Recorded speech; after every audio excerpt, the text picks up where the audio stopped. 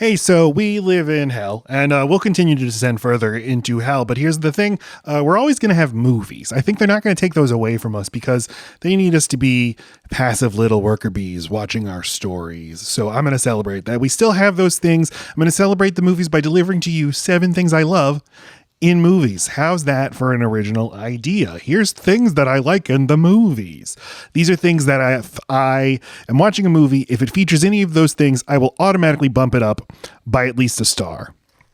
So, okay, in no particular order, I will start with this. Number 1, creepy old filing cabinets. Now, my favorite scene in The First Omen from earlier this year has the character descending many scary stairs to find a room full of dusty, creepy old filing cabinets in an unexpected place. If it's an unexpected place where you find these creepy old file cabinets, I bump you up another half star. These files all contain information about devil babies or whatever. As soon as the file cabinets were uncovered, I scooted my chair closer to the TV. I'm like, oh, this movie's cooking with gas. All right. A related thing that I love, number 2, is creepy text on an old computer. I realized this when last week I was watching John Carpenter's Prince of Darkness. If a movie has an old 1980s computer with, just text on screen, an MS-DOS or whatever, and the text is saying some spooky shit, like you might be instant messaging with the devil, like I'm in, I'm all in, and that makes me think of an additional thing I like. So this would be number 3, and that is the devil. If a movie has the devil in it, it has my attention, whether it's Event Horizon or Little Nicky. If Satan is involved, I want to be involved too. Here's a thing that a movie can never go wrong with including, and that's number 4, rain. Rain makes everything more interesting, everything better, cinematically, at least in my memory. Movies like The Lost World Jurassic Park and the 1998 Godzilla, yeah, these movies aren't good, but it's raining a lot, and that, makes me think, maybe I like this. I don't know. That, let's not forget about rain's kissing cousin, number 5, fog, which also improves every movie by at least a full star. What else? Well, I'll tell you a thing I like, and that's number 6, people shrinking.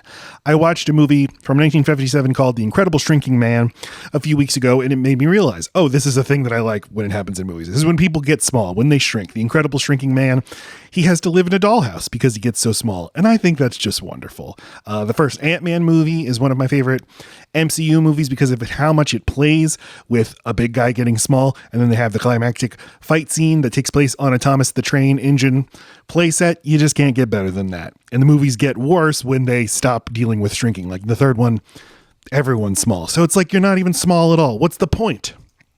Number 7, this one's a little specific, and it is a dumb guy trying to be smart.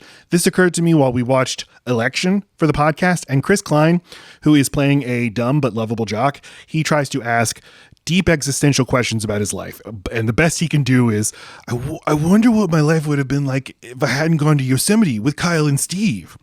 And it reminded me of the scene in Magic Mike where Magic Mike goes in to try to get a small business loan. And he's doing his best. He has all his papers and all his plans about his stupid business idea. And it breaks the bank manager's heart. She's like, oh, honey. Oh, I hate to tell you no. It breaks her heart. It breaks our hearts too. And another thing that came up on Load Bearing Beams, this time our Pulp Fiction episode, which will be coming out this Friday, is my number 8, I guess at this point, 8, fixers. Harvey Keitel as the wolf, the ultimate fixer. When he shows up on screen, I am just feeling pure elation. He's maybe cinema's greatest fixer, even though all he actually does is give a motivational speech and instructs John Travolta and Samuel L. Jackson to clean their car. You're watching a genius at work. You've got Michael Clayton as one of the great fixers in cinema. And I think a really undersung fixer is Jodie Foster in Spike Lee's movie Inside Man. She can fix anything by basically just throwing money around. And finally, the 9th, I guess we're up to 9 things that I love in movies. My 9th and final thing is Tony Todd.